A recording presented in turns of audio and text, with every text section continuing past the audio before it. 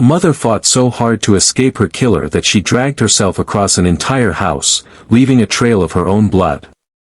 She made it to the front door. She was inches from freedom. But here's what the police found when they finally opened the door that would haunt them forever. The air in Tallahassee, Florida is mild on the night of November 19, 2010. It is a Friday. Usually, this city is full of life, full of college students, and weekend noise. But on a small street called Saddle Creek Run, the noise has completely died. It is a heavy, suffocating silence. The kind of quiet that makes the hair on your arms stand up. The kind of quiet that hides an absolute nightmare. Neighbors walk right past the house at 908 Saddle Creek Run. They are heading home from work. The porch light is on. Everything looks completely normal from the outside. But just inches away, on the other side of that front door, a horrific massacre has already unfolded. A young mother and her 3 babies are lying in the dark. The next morning, a worried phone call changes everything. A 911 dispatcher sends officers to the house for a standard welfare check. The police park their cruisers on the street. They walk up the concrete driveway. They knock on the front door. They announce their presence. No answer. Just that same terrifying silence. The officers look at each other. Something feels wrong. The air feels thick. They make the decision to turn the doorknob and step inside. They do not know they are walking straight into a waking nightmare. They do not know that what is waiting for them inside this house will leave a permanent scar on their minds for the rest of their lives. The moment the door swings open, the officers stop. The entire interior of the house is destroyed. Furniture is overturned. Items are smashed. It is immediately obvious that a massive, desperate struggle took place here. And then, they look down at the foyer floor. Lying there is the first victim. Her name is Brandy Peters. She is only 27 years old. The crime scene tells a story of absolute pure terror. Brandy was brutally beaten. She was shot multiple times, but the blood evidence shows she did not die easily. She fought her attacker with incredible heroic strength. The attack started all the way back in her master bedroom. The killer ambushed her in the dark, but Brandy fought back fiercely.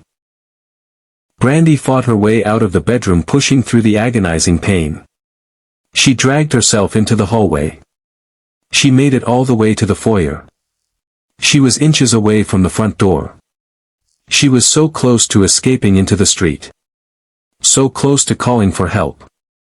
But the killer was relentless. He grabbed her. He dragged her back. He unleashed a wave of unspeakable violence, striking her over and over again with heavy blunt objects. He used a solid metal crowbar. He used the heavy handles of firearms. Brandy took hit after hit, fracturing her skull, but she kept fighting. She fought like a warrior because she wasn't just trying to save herself. She was trying to protect her babies.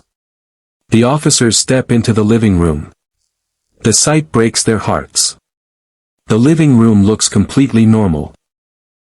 On a small table, school books are lying open. Pencils are resting on the pages. The kids had been doing their homework on a Friday night. They had probably just eaten dinner. They were likely wearing their pajamas.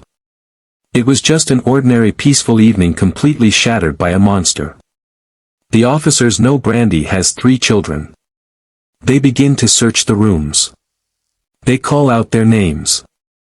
They hope the kids escaped through a window. They pray the children are just hiding safely in a closet, holding their breath. They move toward the back of the house. They approach the bathroom door. It is closed. An officer reaches out and turns the handle. He pushes the door open. The sight inside defies human comprehension. It is an image that will break even the most seasoned detectives. It is the purest definition of evil. There is a bathtub filled to the brim with water. Inside that water, the bodies of Brandy's 3 young children are stacked on top of one another. The killer tossed them into the tub like they were garbage. The oldest children are twin girls, Tamaya and Tanya. They are only 6 years old. The youngest is a little boy. His name is Javante. He is just 3 years old. Little Javante was intentionally drowned. One twin was also held under water and drowned. The other twin sister was shot to death. The officers stand in the bathroom in absolute paralyzed shock. You cannot hold a child under water looking into their eyes as they gasp for air unless you have a completely black heart. This was not just a crime. This was a targeted massacre. The news spreads through Tallahassee like wildfire.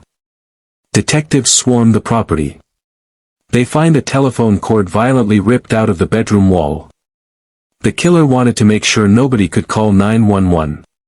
Under Brandy's fingernails, they find foreign DNA.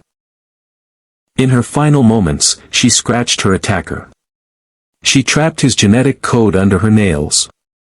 Yet there are no signs of forced entry. The killer didn't break in. Brandy let him walk right through the front door. Detectives begin digging into Brandy Peters' past. She had previously dated a dangerous Tallahassee drug dealer named James Carlos Santos. He is locked away inside a federal prison with an unbreakable alibi. But his criminal ties are deep. Rumors swirl that Santos is connected to the Los Zetas drug cartel.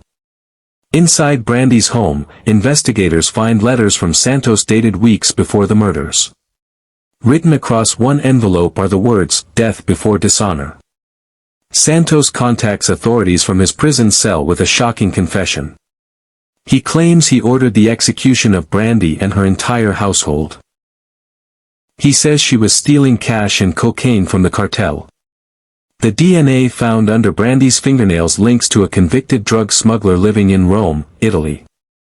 FBI agents travel to the United States Embassy and bring the suspect in for questioning. He voluntarily provides a fresh DNA sample.